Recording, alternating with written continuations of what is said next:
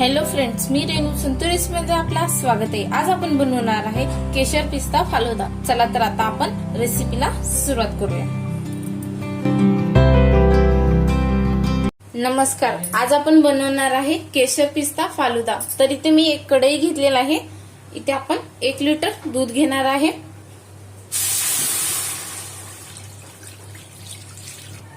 आता इथे 1 लिटर दूध घेतलेला आहे।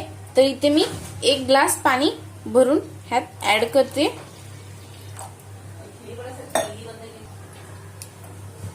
इथे मी केशर पिस्ता फालुदा घेतलेला आहे। तर इथे आता आपण कट करून मिक्स करून घेऊया। तर इथे मी थोडा थोडा घालत आपण मिक्स करून घेऊया व्यवस्थित।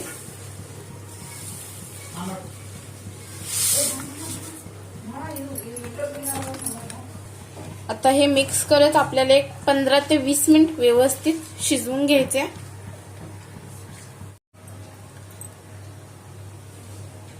आपण बघू शकता छान मस्तपैकी उकळी आलेली आहे। ह्याला एक 5 मिनिट झालेले आहेत। अजून एक 10 मिनिट आपण व्यवस्थित शिजवून घेते। मस्त सुवास येतोय केशर पिस्ताचा। आपण बघू शकता एक 15 ते 20 मिनिट झालेला आहे। कलर ही मस्त आलेला आहे। तर आता आपण गॅस बंद करून घेऊया आणि रूम टेम्परेचर वरती आपण थंड करून घेऊया।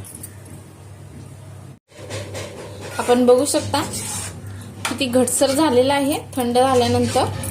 आता आपण फ्रीज मध्ये 2 तासासाठी ठेवून घेऊया सेट होण्यासाठी। आता फ्रीज मध्ये 2 तास व्यवस्थित सेट झालेला आहे। तर आता आपण सर्व करून घेऊया ग्लासात। आपण बघू शकता किती घटसर झालेला आहे आपला फालुदा। मस्तपैकी तयार झालेला आहे केशर पिस्ता फालुदा।